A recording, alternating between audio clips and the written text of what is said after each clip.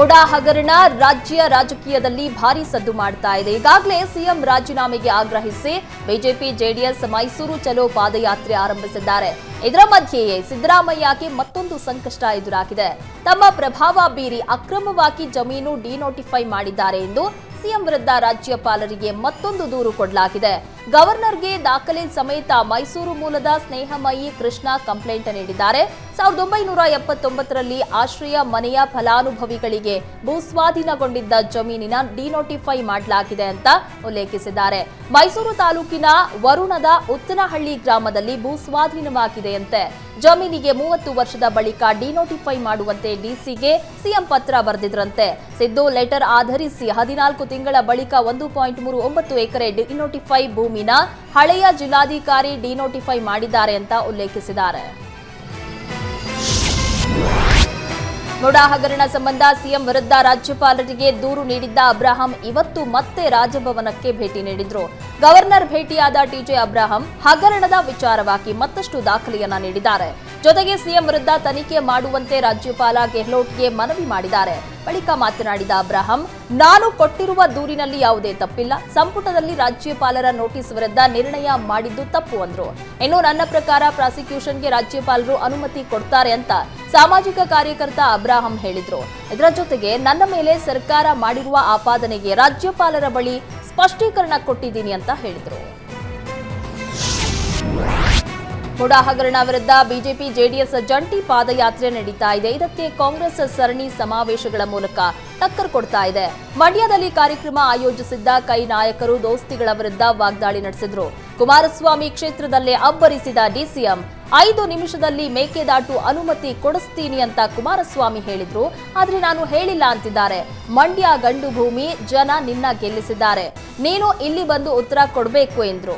ಅಲ್ಲದೆ ನೀನು ಈಗ ಕೇಂದ್ರ ಕೈಗಾರಿಕಾ ಮಂತ್ರಿ, 10,000 ಜನಕ್ಕೆ ಉದ್ಯೋಗ ಕೊಡ್ತೀನಿ ಅಂದಿದ್ದೆ, ನಿನಗೆ ಏನು ಬೇಕಾದ್ರೂ ಸಹಕಾರ ಕೊಡ್ತೀನಿ, ನಮ್ಮ ಯುವಕರಿಗೆ ಕೆಲಸ ಕೊಡಪ್ಪ ಅಂದ್ರು. ದೋಸ್ತಿ ಪಾದಯಾತ್ರೆ ವಿರುದ್ಧ ಗುಡುಗಿದ ಡಿಕೆ ಶಿವಕುಮಾರ್, ಬಿಜೆಪಿ ಜೆಡಿಎಸ್ ಪಾದಯಾತ್ರೆ ಸಿದ್ದರಾಮಯ್ಯ ಡಿಕೆಶಿ ವಿರುದ್ಧ ಅಲ್ಲ, ಗ್ಯಾರಂಟಿ ಯೋಜನೆ ನಿಲ್ಲಿಸಿ ಸರ್ಕಾರ ನಿಲ್ಲಿಸಲು ಹುನ್ನಾರ ಅಂದ್ರು. ಕುಮಾರಣ್ಣ, ಯಡಿಯೂರಪ್ಪ ನಿಮ್ಮ ಹಣೆಯಲ್ಲಿ ಬರೆದಿಲ್ಲ, ಅಶೋಕಣ್ಣ ನಿನಗೆ ದಮ್ಮಿಲ್ಲ ಎಂದು ಡಿಸಿಎಂ ಡಿಕೆಶಿ ನಿಮ್ಮ ಭ್ರಷ್ಟಾಚಾರದ ಪಾಪದ ವಿಮೋಚನೆಗೆ ಪಾದಯಾತ್ರೆ ಅಂತ ವಾಗ್ದಾಳಿ ನಡೆಸಿದ್ರು. ಇದರ ಜೊತೆ ನಿಮ್ಮ ಪಾದಯಾತ್ರೆಗೆ ದಮ್ಮಿಲ್ಲ ಎಂದು ಕೆಪಿಸಿಸಿ ಅಧ್ಯಕ್ಷ ಮೈಸೂರಿನಲ್ಲಿ ಫೈನಲ್ ಇದೆ, ನಿಮ್ಮ ಭೇಟಿ ಅಲ್ಲಿ ಅಂತ ಸವಾಲ್ ಹಾಕಿದ್ರು. ಮುಡಾ ಹಗರಣದಲ್ಲಿ ಸಿಎಂ ಸಿದ್ದರಾಮಯ್ಯ ರಾಜೀನಾಮೆಗೆ ಆಗ್ರಹಿಸಿ ನಡೀತಾ ಇರುವ ಪಾದಯಾತ್ರೆ 4ನೇ ದಿನಕ್ಕೆ ತಲುಪಿದೆ. ಮದ್ದೂರು ತಲುಪಿದ ಪಾದಯಾತ್ರೆ ಜನ ಅದ್ದೂರಿ ಸ್ವಾಗತ ಕೋರಿದ್ದಾರೆ. ಇದೇ ವೇಳೆ ಮಾತನಾಡಿದ ಬಿಜೆಪಿ ರಾಜ್ಯಾಧ್ಯಕ್ಷ ವಿಜಯೇಂದ್ರ, ರಾಜ್ಯ ಸರ್ಕಾರ ಡಿಕೆಶಿ ವಿರುದ್ಧ ವಾಗ್ದಾಳಿ ನಡೆಸಿದ್ದಾರೆ. ಸಿಎಂ ಡಿಕೆಶಿ ಸಿಎಂ ಸಿದ್ದರಾಮಯ್ಯ ಬೆನ್ನಿಗೆ ನಿಂತಿದ್ದೀವಿ ಅಂತ ಡ್ರಾಮಾ ಮಾಡ್ತಿದ್ದಾರೆ. ಡಿಕೆಶಿ ಮನಸ್ಸಲ್ಲಿ ಸಿಎಂ ರಾಜೀನಾಮೆ ಕೊಡ್ಲಿ ಎಂಬ ಆಸೆ ಇದೆ. ಸಿಎಂ ಸಿದ್ದರಾಮಯ್ಯ ರಾಜೀನಾಮೆಗೆ ಡಿಕೆಶಿ ಕಾಯ್ತಾ ಇದ್ದಾರೆ. ಸಿಎಂ ರಾಜೀನಾಮೆ ಕೊಡುವ ದಿನ ಹತ್ತಿರ ಬಂದಿದೆ ಅಂತ ವಿಜಯೇಂದ್ರ ಹೇಳಿದ್ದಾರೆ. ಎಚ್ಡಿಕೆ ಡಿಕೆಶಿ ನಡುವೆ ಸಂಪತ್ತಿನ ಜಟಾಪಟಿ ಮುಂದುವರೆದಿದೆ. ಅಪ್ಪನ ಆಸ್ತಿ ವಿಚಾರ ಕೆದಕಿದ ಡಿಕೆಶಿ ವಿರುದ್ಧ ನಿಖಿಲ್ ಕುಮಾರಸ್ವಾಮಿ ಹರಿಹಾಯ್ದಿದ್ದಾರೆ. ಪಾದಯಾತ್ರೆ ಸಕ್ಸಸ್ ಕಂಡು ಡಿಕೆ ಶಿವಕುಮಾರ್ ಬೆಚ್ಚಿ ಬಿದ್ದಿದ್ದಾರೆ. ಕಾಂಗ್ರೆಸ್ ಸರ್ಕಾರ ಜಾಸ್ತಿ ದಿನ ಇರಲ್ಲ ಅಂತ ಗೊತ್ತಿದೆ. ಡಿಸಿಎಂ ಡಿಕೆಶಿ ಜನರ ದಾರಿ ತಪ್ಪಿಸುವ ಕೆಲಸ ಮಾಡ್ತಾ ಇದ್ದಾರೆ. ಡಿಕೆಶಿಗೆ ಈ ಸರ್ಕಾರ ಉರುಳುವ ಭಯ ಇದೆ ಅಂತ ವಾಗ್ದಾಳಿ ನಡೆಸಿದ್ದಾರೆ. ಗೃಹ ಸಚಿವ ಪರಮೇಶ್ವರ್ಗೆ ಇಂದು ಹುಟ್ಟುಹಬ್ಬದ ಸಂಭ್ರಮ. ಬರ್ತ್ಡೇ ದಿನವೇ ಮಿನಿಸ್ಟರ್ ನಿವಾಸದಲ್ಲಿ ದುರಂತವೊಂದು ತಪ್ಪಿದೆ. ಪಾರ್ಟಿ ಆಚರಣೆ ಮಾಡುವಾಗಲೇ ಗಾಳಿಗೆ ಬೃಹತ್ ತೆಂಗಿನ ಮರ ಬಿದ್ದಿದೆ. ಗೃಹ ಸಚಿವರ ಹುಟ್ಟುಹಬ್ಬದ ಆಚರಣೆಗಾಗಿ ಮನೆಯಲ್ಲಿ ಅಭಿಮಾನಿಗಳು ಸಿದ್ಧತೆ ಮಾಡಿಕೊಂಡಿದ್ರು. ಜರ್ಮನ್ ಟೆಂಟ್ ಹಾಕಿ ಸಂಜೆ ಕಾರ್ಯಕ್ರಮ ಆಯೋಜನೆ ಮಾಡಲಾಗಿತ್ತು. ಆದರೆ ಟೆಂಟ್ ಮೇಲೆ ಬೃಹತ್ ಮರ ಬಿದ್ದು ಕೆಲ ಕಾಲ ಅಭಿಮಾನಿಗಳು ಆತಂಕಗೊಂಡಿದ್ರು. ಕೊಪ್ಪಳದಲ್ಲಿ ಮೃತಪಟ್ಟ ಪಿಎಸ್ಐ ಪರಶುರಾಮ್ ಮನೆಗೆ ಭೇಟಿ ನೀಡಿದ್ದ ಎಸ್ಪಿಗೆ ಕುಟುಂಬಸ್ಥರು ಘೇರಾವ್ ಹಾಕಿದ್ದಾರೆ. ನಾಳೆ ಕಾರಟಗಿ ಸೋಮನಾಳ ಗ್ರಾಮಕ್ಕೆ ಗೃಹ ಸಚಿವ ಪರಮೇಶ್ವರ್ ಭೇಟಿ ನೀಡಬೇಕಾಗಿತ್ತು. ಹೀಗಾಗಿ ಇವತ್ತು ಕೊಪ್ಪಳ ಎಸ್ಪಿ ರಾಮ್ ಅರಸಿದ್ದಿಗೆ ವಿಸಿಟ್ ಕೊಟ್ಟು ಪರಿಶೀಲನೆ ಮಾಡೋದಕ್ಕೆ ಮುಂದಾಗಿದ್ರು. ಈ ವೇಳೆ ಗ್ರಾಮಸ್ಥರು ಕುಟುಂಬಸ್ಥರು ಆಕ್ರೋಶ ಹೊರಹಾಕಿದ್ರು. ನಾಳೆ ಗೃಹ ಸಚಿವರು ಮನೆಗೆ ಬರೋದು ಬೇಡ ಎಂದು ಪಟ್ಟು ಹಿಡಿದ ಕುಟುಂಬಸ್ಥರು ಆರೋಪಿಗಳ ಬಂಧನ ಮಾಡಿ ಮನೆಗೆ ಬರುವಂತೆ ಆಗ್ರಹಿಸಿದ್ರು. ರೇಣುಕಾಸ್ವಾಮಿ ಕೊಲೆ ಕೇಸ್ನಲ್ಲಿ ಜೈಲು ಸೇರಿರೋ ದರ್ಶನ್ ಗ್ಯಾಂಗ್ಗೆ ಮತ್ತಷ್ಟು ಕಂಟಕ ಎದುರಾಗಿದೆ. ಡಿ ಗ್ಯಾಂಗ್ನ 4 ಆರೋಪಿಗಳ ಗುರುತು ಪತ್ತೆಗೆ ಪರೇಡ್ ಮಾಡಲಾಗಿದೆ. ಕಿಡ್ನಾಪರ್ ಶವ ಸಾಗಾಟ ಮಾಡಿದ್ದ ಆ 4 ಆರೋಪಿಗಳು ಇವರೇ ಅಂತ ಹೇಳೋದಕ್ಕೆ ಸಾಕ್ಷ್ಯಗಳನ್ನ ಕಲೆ ಹಾಕ್ತಿದ್ದಾರೆ. 4 ಪ್ರತ್ಯೇಕ ಸಾಕ್ಷಿಗಳ ಹುಡುಕಿರುವಂತಹ ಕಾಮಾಕ್ಷಿಪಾಳ್ಯ ಪೊಲೀಸರು A4 Raghavendra, A6 Jagadish, A7 Anukumar, A8 Ravishankar ಗುರುತು ಪತ್ತೆ ಕಾರ್ಯ ತನಿಖೆ ಚುರುಕುಗೊಳಿಸಿದ್ದಾರೆ. ಆರೋಪಿಗಳನ್ನ ನೇರವಾಗಿ ನೋಡಿರೋ ವಿಟ್ನೆಸ್ಗಳನ್ನ ಕರೆತಂದು ತನಿಖೆ ಮಾಡುವುದಕ್ಕೆ ಕಾಕಿ ಮುಂದಾಗಿದೆ. ಇನ್ಮುಂದೆ ರಾತ್ರಿ 1 ಗಂಟೆವರೆಗೂ ಹೋಟೆಲ್, ಬಾರ್, ರೆಸ್ಟೋರೆಂಟ್, ಕ್ಲಬ್ಗಳನ್ನ ತೆರೆಯೋದಕ್ಕೆ ಅವಕಾಶವನ್ನ ಕಲ್ಪಿಸಲಾಗಿದೆ. ಬೆಂಗಳೂರಲ್ಲಿ ಮಧ್ಯರಾತ್ರಿ 1 ಗಂಟೆ ತನಕ ವಾಣಿಜ್ಯ ವ್ಯಾಪಾರ ವಹಿವಾಟಿಗೆ ಗ್ರೀನ್ ಸಿಗ್ನಲ್ ಕೊಡಲಾಗಿದೆ. ಬೆಳಗ್ಗೆ 6 ಗಂಟೆಯಿಂದ ಮಧ್ಯರಾತ್ರಿ 1 ಗಂಟೆ ತನಕ ವ್ಯಾಪಾರ ಮಾಡಬಹುದು. ಬೆಂಗಳೂರು ಸೇರಿ 10 ಮಹಾನಗರ ಪಾಲಿಕೆಗಳಿಗೆ ಅವಕಾಶ ಕೋರಿ ಪ್ರಸ್ತಾವನೆ ಸಲ್ಲಿಸಲಾಗಿತ್ತು. ಆದರೆ ರಾಜಧಾನಿ ಬೆಂಗಳೂರಿಗೆ ಮಾತ್ರ ಮಧ್ಯರಾತ್ರಿ 1 ಗಂಟೆ ತನಕ ವಾಣಿಜ್ಯ ವ್ಯಾಪಾರ ವಹಿವಾಟಿಗೆ ಅವಕಾಶ ಕೊಡಲಾಗಿದೆ. ಎಂದಿನಿಂದಲೇ ಆದೇಶ ಜಾರಿಯಾಗಿದ್ದು ವ್ಯಾಪಾರಸ್ಥರು, ಗ್ರಾಹಕರು ಖುಷಿಯಾಗಿದ್ದಾರೆ. ವರಮಹಾಲಕ್ಷ್ಮಿ ಹಬ್ಬಕ್ಕೆ ಮಹಿಳೆಯರಿಗೆ ರಾಜ್ಯ ಸರ್ಕಾರ ಬಿಗ್ ಗಿಫ್ಟ್ ಕೊಟ್ಟಿದೆ. ಹಿಂದೆ ಮಹಿಳೆಯರ ಖಾತೆಗೆ 2 ತಿಂಗಳ ಗೃಹಲಕ್ಷ್ಮಿ ಹಣ ಹಾಕುವುದಾಗಿ ಸಚಿವೆ ಲಕ್ಷ್ಮಿ ಹೆಬ್ಬಾಳ್ಕರ್ ಘೋಷಿಸಿದ್ದಾರೆ. ನಿನ್ನೆ ಡಿಕೆಶಿ ಕಾರ್ಯಕ್ರಮವೊಂದರಲ್ಲಿ ಗೃಹಲಕ್ಷ್ಮಿ ಬಗ್ಗೆ ಕೇಳಿದ್ರಂತೆ. ಆಗ ಮಹಿಳೆಯರು 2 ತಿಂಗಳ ಹಣ ಬಂದಿಲ್ಲ ಅಂದ್ರಂತೆ. ಆದರೆ ಇಂದಿನಿಂದಲೇ ಮಹಿಳೆಯರ ಖಾತೆಗೆ 2 ತಿಂಗಳ ಹಣ ಹಾಕ್ತೀವಿ, ನಾವು ಕಾಂಗ್ರೆಸ್ನವರು ನುಡಿದಂತೆ ನಡೆಯುವವರು, ನಿಮ್ಮ ಹಣ ಹಾಕೇ ಹಾಕ್ತೀವಿ ಅಂತ ಸಚಿವೆ ಲಕ್ಷ್ಮಿ ಹೆಬ್ಬಾಳ್ಕರ್ ಹೇಳಿದ್ದಾರೆ. ಮುಡಾ ಹಗರಣದಲ್ಲಿ ಸಿಎಂ ರಾಜೀನಾಮೆಗೆ ಆಗ್ರಹಿಸಿ ಮೈತ್ರಿ ಪಕ್ಷಗಳು ಪಾದಯಾತ್ರೆ ಮಾಡ್ತಾ ಇವೆ. ಇದಕ್ಕೆ ಬೆಳಗಾವಿಯಲ್ಲಿ ರಾಜ್ಯ ಕುರುಬರ ಸಂಘ ಶೋಷಿತ ಸಮುದಾಯಗಳ ಮಹಾ ಒಕ್ಕೂಟ ಪ್ರತಿಭಟನೆ ನಡೆಸಿ ಆಕ್ರೋಶ ಹೊರಹಾಕಿದೆ. ಶೋಷಿತ ಸಮುದಾಯಗಳ ಮುಖ್ಯಮಂತ್ರಿ ಸಿದ್ದರಾಮಯ್ಯ ಅವರ ತೇಜೋವಧೆ ಮಾಡಲಾಗ್ತಾ ಇದೆ ಅಂತ ಆರೋಪಿಸಿದ್ರು. ಇನ್ನು ಬೆಳಗಾವಿ ಚೆನ್ನಮ್ಮ ವೃತ್ತದಲ್ಲಿ ಬೃಹತ್ ಪ್ರತಿಭಟನೆ ನಡೆಸಿದ ಪ್ರತಿಭಟನಾಕಾರರು ಅಧಿಕಾರದ ದಾಹ, ಕುರ್ಚಿ ಆಸೆಗಾಗಿ ಸಿದ್ದರಾಮಯ್ಯ ವಿರುದ್ಧ ಬಿಜೆಪಿ ಷಡ್ಯಂತ್ರ ಮಾಡ್ತಾ ಇದೆ ಅಂತ ವಾಗ್ದಾಳಿ ನಡೆಸಿದ್ರು. ಇದೇ ವೇಳೆ ಸಿಎಂ ಸಿದ್ದರಾಮಯ್ಯ ಭಾವಚಿತ್ರಕ್ಕೆ ಹಾಲಿನ ಅಭಿಷೇಕ ಮಾಡಲಾಯಿತು. ಸರ್ಕಾರಿ ಶಾಲೆ ಆವರಣದಲ್ಲೇ ರಾತ್ರಿ ಇಡೀ ಪುಂಡರು ಎಣ್ಣೆ ಪಾರ್ಟಿ ಮಾಡಿದ್ದಾರೆ. ಶಾಲಾ ಆವರಣವನ್ನೇ ಬಾರ್ ಮಾಡಿಕೊಂಡು ಕಿಡಿಗೇಡಿಗಳು ಹೀನ ಕೃತ್ಯ ಎಸಗಿದ್ದಾರೆ. ಚಿಕ್ಕಮಗಳೂರು ತಾಲೂಕಿನ ವಸ್ತಾರೆ ಗ್ರಾಮದಲ್ಲಿ ಘಟನೆ ನಡೆದಿದ್ದು, ಗ್ರಾಮದ ಪ್ರಾಥಮಿಕ ಸರ್ಕಾರಿ ಶಾಲೆಯಲ್ಲಿ ಮದ್ಯದ ಬಾಟಲಿಗಳು ಪತ್ತೆಯಾಗಿವೆ. ಇನ್ನು ದಿನವೂ ಎಣ್ಣೆ ಪಾರ್ಟಿ ಮಾಡಲು ಸರ್ಕಾರಿ ಶಾಲೆಯೇ ಅಡ್ಡವಾಗಿದ್ದು, ಕಿಡಿಗೇಡಿಗಳ ಕೃತ್ಯಕ್ಕೆ ವಿದ್ಯಾರ್ಥಿಗಳು, ಶಿಕ್ಷಕರು ಬೇಸರ ಹೊರಹಾಕಿದ್ದಾರೆ. ಇನ್ನು ಕಿಡಿಗೇಡಿಗಳು ಪಾರ್ಟಿ ಮಾಡಿದ್ರೆ ಇತ್ತ ಬೆಳಗ್ಗೆ ವಿದ್ಯಾರ್ಥಿಗಳು ಬಂದು ಇದನ್ನ ಸ್ವಚ್ಛ ಮಾಡಬೇಕು ಅಂತ ಗ್ರಾಮಸ್ಥರು ಆಕ್ರೋಶ ಹೊರಹಾಕಿದ್ರು.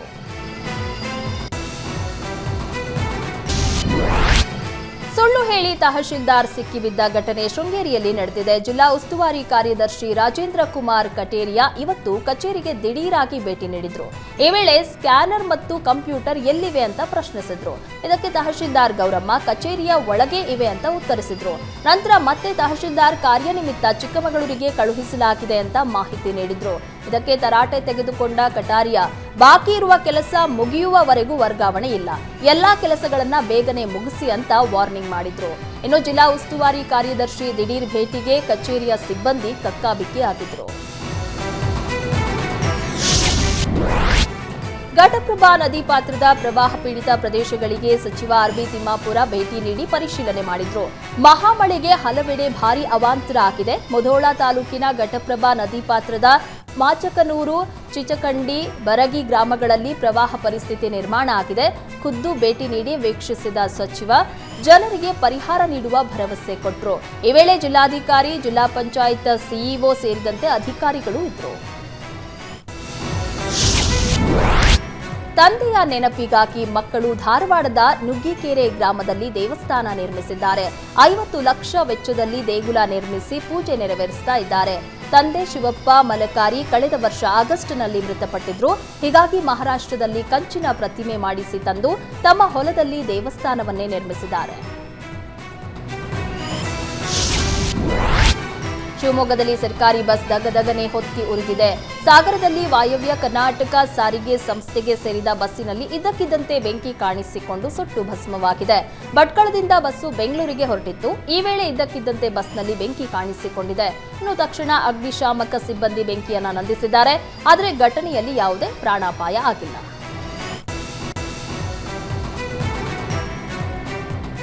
ಕೆಜಿಎಫ್ ಸಿನಿಮಾ ಸಕ್ಸಸ್ನ ಬಳಿಕ ಈಗ ನಟ ಯಶ್ ಟಾಕ್ಸಿಕ್ ಸಿನಿಮಾದಲ್ಲಿ ನಟಿಸ್ತಾ ಇದ್ದಾರೆ. ಸಿನಿಮಾ ಚಿತ್ರೀಕರಣ ಆರಂಭಕ್ಕೂ ಮುನ್ನ ವಿವಿಧ ದೇವಸ್ಥಾನಗಳಿಗೆ ಭೇಟಿ ನೀಡಿದ್ದಾರೆ.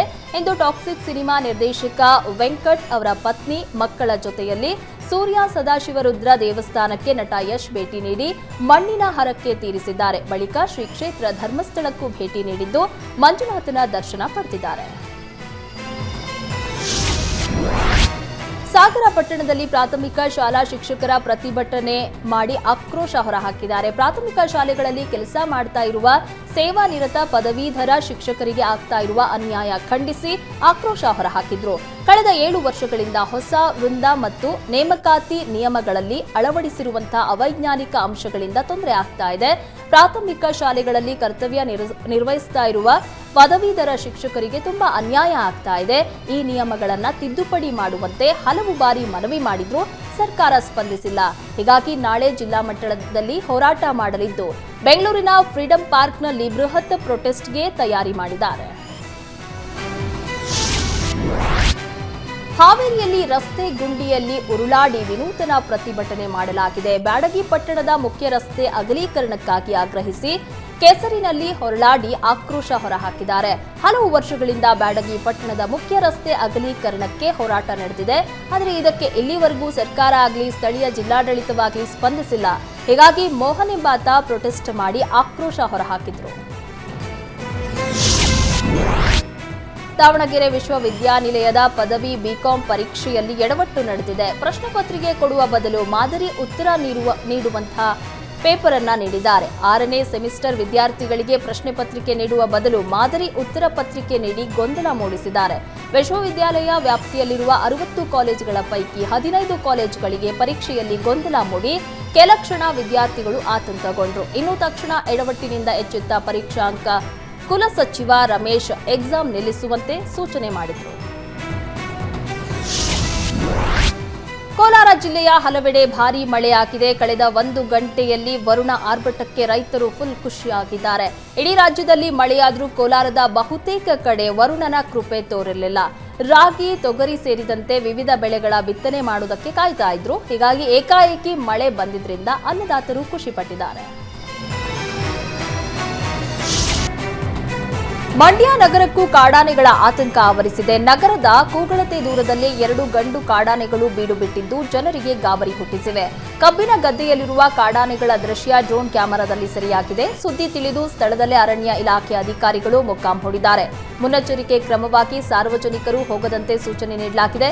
ಕಾಡಿನತ್ತ ಆನೆಗಳ ಓಡಿಸೋದಕ್ಕೆ ಸಿಬ್ಬಂದಿ ಹರಸಾಹಸ ಪಟ್ಟರು.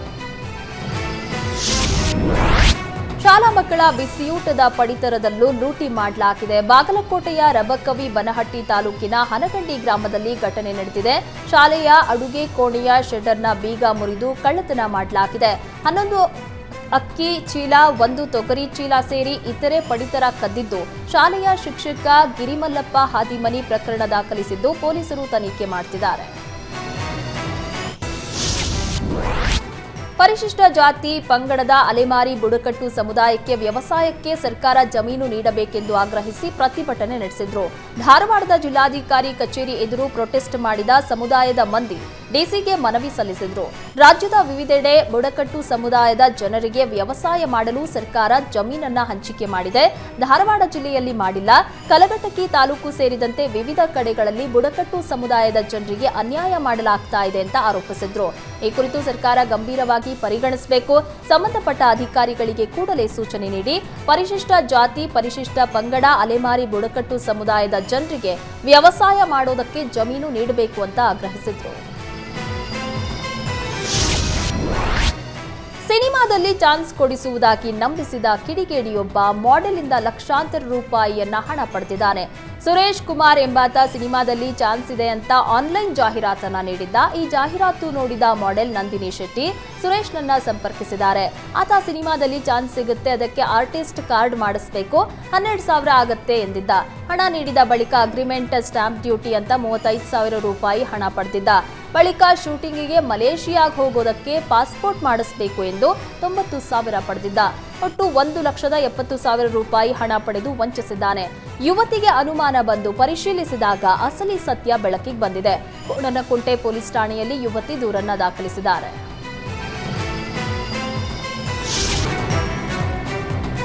ಇವತ್ತು ಗೃಹ ಸಚಿವ ಪರಮೇಶ್ವರ್ ಹುಟ್ಟುಹಬ್ಬವನ್ನ ಅದ್ದೂರಿಯಾಗಿ ಆಚರಣೆ ಮಾಡಲಾಯಿತು. ಸದಾಶಿವನಗರದ ಕಚೇರಿಯಲ್ಲಿ ಡಾಕ್ಟರ್ ಆನಂದಕುಮಾರ್ ಅಭಿಮಾನಿ ಬಳಗ ಸೇರಿದಂತೆ ಆನಂದಕುಮಾರ್ ಸಚಿವರಿಗೆ ಮೈಸೂರು ಪೇಟ ತೊಡಿಸಿ ಶಾಲು ಹೊದಿಸಿ ಗೌರವಿಸಿದ್ರು. ಇದೇ ವೇಳೆ ಮಾತನಾಡಿದ ಆನಂದಕುಮಾರ್, ಕಾಂಗ್ರೆಸ್ ಕಟ್ಟಾಳು ನಮ್ಮೆಲ್ಲರ ನೆಚ್ಚಿನ ನಾಯಕ ಪರಮೇಶ್ವರ್ ರಾಜಕೀಯದಲ್ಲಿ ಮತ್ತಷ್ಟು ಉನ್ನತ ಸ್ಥಾನಕ್ಕೆ ಬೆಳೆಯಬೇಕು ಅಂದ್ರು. ಅಲ್ಲದೆ ಇದೇ ವೇಳೆ ಬೆಂಬಲಿಗರು ಸೇರಿದಂತೆ ಅಪಾರ ಸಂಖ್ಯೆಯಲ್ಲಿ ಅಭಿಮಾನಿಗಳು ಸೇರಿದ್ರು, ವಿಶ್ ಮಾಡಿದ್ರು. ಭಾರೀ ಭೂಕುಸಿತದಿಂದ ತತ್ತರಿಸಿರುವ ವಯನಾಡಿಗೆ ಕರ್ನಾಟಕ ಸರ್ಕಾರ ಸಹಾಯ ಹಸ್ತ ಚಾಚಿದೆ. ಅಗತ್ಯ ಸಾಮಗ್ರಿಗಳನ್ನು ಹೊತ್ತ 9 ಟ್ರಕ್ಗಳು ವಯನಾಡಿಗೆ ಹೊರಟಿವೆ. ಟ್ರಕ್ಗಳಿಗೆ ಚಾಲನೆ ನೀಡಿದ ಬಳಿಕ ಮಾತನಾಡಿದ ಡಿಸಿಎಂ ಡಿಕೆಶಿ, ವಯನಾಡಿನಲ್ಲಿ ಮಳೆಯಿಂದ ತುಂಬಾ ತೊಂದರೆಯಾಗಿದೆ. ಇಡೀ ಒಂದು ಊರೇ ಕೊಚ್ಚಿ ಹೋಗಿದೆ. ನಮ್ಮ ನಾಯಕರು ಗುಡ್ಡ ಕುಸಿತ ಜಾಗಗಳಿಗೆ ಭೇಟಿ ನೀಡಿದ್ದಾರೆ. 1,35,00,000 ಸಾಮಗ್ರಿ ಸಂಗ್ರಹಿಸಿ ಕಳುಹಿಸುತ್ತಾ ಇರುವುದಾಗಿ ಡಿಸಿಎಂ ಡಿಕೆ ಶಿವಕುಮಾರ್ ಹೇಳಿದ್ದಾರೆ. ಭಾರಿ ಮಳೆಗೆ ಇಂದ್ರಮ್ಮನ ಕೆರೆ ಉಕ್ಕಿ ಹರಿತಾ ಇದೆ. ಉಕ್ಕಿ ಹರಿಯುತ್ತಿರುವ ನೀರಿನಲ್ಲೇ ಕೆರೆ ದಾಟಲು ಸ್ಥಳೀಯರು ಪರದಾಡ್ತಾ ಇದ್ದಾರೆ. ರಭಸವಾಗಿ ಹರಿಯುವ ನೀರಿನಲ್ಲೇ ಟ್ಯೂಬ್ನಿಂದ ನಿರ್ಮಿಸಿದ ಬೋಟ್ನಲ್ಲೇ ವಿದ್ಯಾರ್ಥಿಗಳು ಶಾಲೆಗೆ ತೆರಳುವ ಸ್ಥಿತಿ ನಿರ್ಮಾಣ ಆಗಿದೆ. ಕೆರೆ ಪ್ರದೇಶದಲ್ಲಿ ನೆಟ್ವರ್ಕ್ ಕೂಡ ಇಲ್ಲ. ಬೋಟ್ ಕೈಕೊಟ್ರೆ ಮಕ್ಕಳು ಕೂಗಿ ಸಹಾಯ ಕೇಳುವ ಸ್ಥಿತಿ ಇದೆ. 2.5 ದಶಕ ಕಳೆದರೂ ಜನಪ್ರತಿನಿಧಿಗಳು ಕ್ಯಾರೆ ಅಂತಿಲ್ಲ. ನಿತ್ಯ ಜೀವ ಭಯದಲ್ಲೇ ಓಡಾಡುವಂತಾಗಿದೆ ಅಂತ ಗ್ರಾಮಸ್ಥರು ಆಕ್ರೋಶ ವ್ಯಕ್ತಪಡಿಸಿದ್ದಾರೆ. ಮಹಾರಾಷ್ಟ್ರದಲ್ಲಿ ಭಾರೀ ಮಳೆಯಾಗ್ತಾ ಇದ್ದು ಭೀಮಾ ನದಿ ಉಕ್ಕಿ ಹರಿಯುತ್ತಿದೆ. ಮಹಾರಾಷ್ಟ್ರದಿಂದ ಒಟ್ಟು 1,20,000 ಕ್ಯೂಸೆಕ್ ನೀರನ್ನ ಭೀಮಾ ನದಿಗೆ ಬಿಡುಗಡೆ ಮಾಡಿದ್ದು, ವಿಜಯಪುರ ಜಿಲ್ಲೆಯ ಚಡಚಣ ತಾಲೂಕಿನ ಉಮಾರಾಣಿ ಲವಗಿ ಹಳೆಯ ಬ್ಯಾರೇಜ್ ಮುಳುಗಡೆಯಾಗಿದೆ. ವಿಜಯಪುರ ಜಿಲ್ಲೆಯ ಚಡಚಣ, ಇಂಡಿ, ಆಲಮೇಲ, ಸಿಂದಗಿ ತಾಲೂಕುಗಳಲ್ಲಿ ಪ್ರವಾಹದ ಭೀತಿ ಎದುರಾಗಿದೆ.